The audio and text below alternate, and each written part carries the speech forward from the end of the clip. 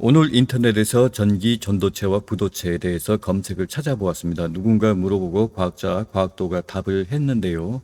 확실한 대답은 한두 가지 중요한 의미가 빠져 있습니다. 나무와 달리 금속의 전도체는 자유전자가 많을수록 전기 전도성이 높다는 것입니다. 금속 원자의 전자는 핵과의 느슨한 힘 때문에 전자가 외부로 이탈할 수 있다고 합니다. 보다 강한 음직력이 있다면 자유전자가 활동할 수 없기 때문에 부도체에 가깝습니다. 좀 더 세부적인 내용들도 있습니다. 한 가지 의문은 원자에서 이탈한 자유전자가 있는데 외부에서 전기를 흘리면 전압에 의해서 전기가 방출됩니다.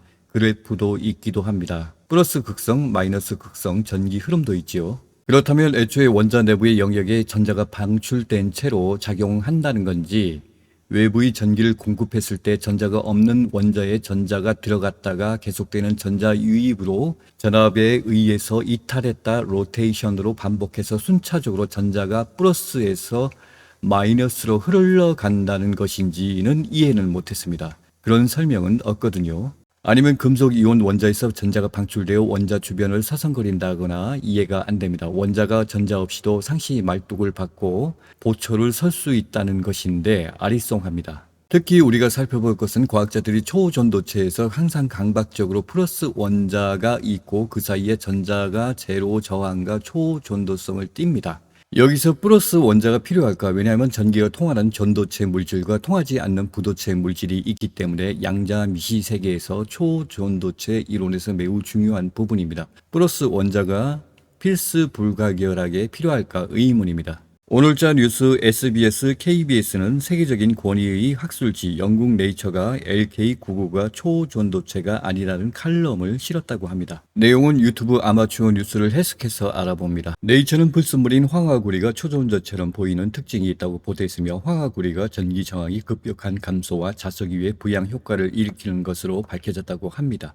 이 칼럼으로 대부분 뉴스가 초전도체 전망이 부정적으로 보고 있습니다. 한편 네이처에 칼럼을 실은 사람은 벵가리스토라는 기자로 프리랜서이며 트위터의 LK99가 강자성체라는 글을 링크했었다고 합니다. 그러나 카리스토 기자가 네이처 칼럼에 황화구리가 순전히 초전도체 성질의 착각이라고 보고 있습니다. 중국의 과학원에서 황화구리 기능을 발표했습니다. 중국 과학원은 황화구리 일부가 산화구리가 되어 LK999이 섞여야만 초전도성이 발현된다고 밝혔습니다. 네이처가 LK999에 대해 연속적으로 부정적인 발표를 했습니다. 바리스토 기자 주장은 미국과 특히 독일 막스 프랑크 연구소의 초전도체 샘플은 초전도체를 만드는 필수 물질인 황화구리를 불순물로 보고 아예 처음부터 첨가하지 않고 순도 높은 LK999를 합성하려고 했던 것입니다. 그것으로 인해 발표했던 황화구리의 착각을 그대로 실은 것으로 보입니다.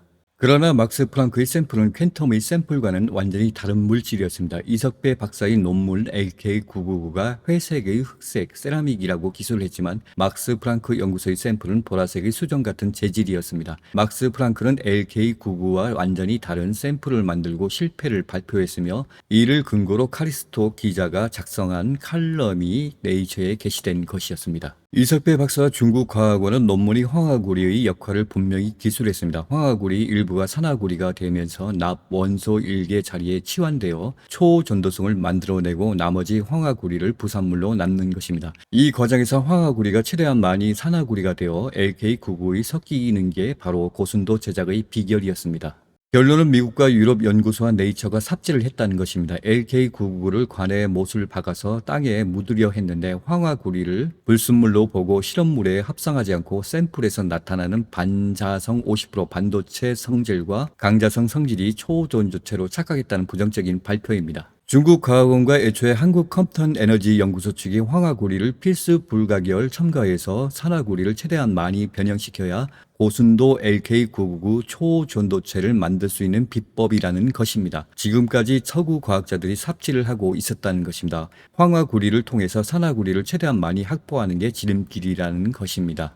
캠텀 에너지 연구소 측이 최초 발견은 1999년부터 20년간 수많은 가능성을 실험했고 아카이브에 실린 것 외에도 특허 논문에도 다량 실려 있고 우리나라 캠텀 에너지 연구소가 내놓은 적정한 온도와 적정한 고압과 적정한 시간을 통해서 똑같은 재료를 통해서 똑같이 실험을 해야 하는데 유럽과 미국이 다르게 실험하고 있다는 것입니다. 애초에 불순물로 황화구리를 첨가하지 않고 LK999를 만들어 보려고 했다는 것입니다.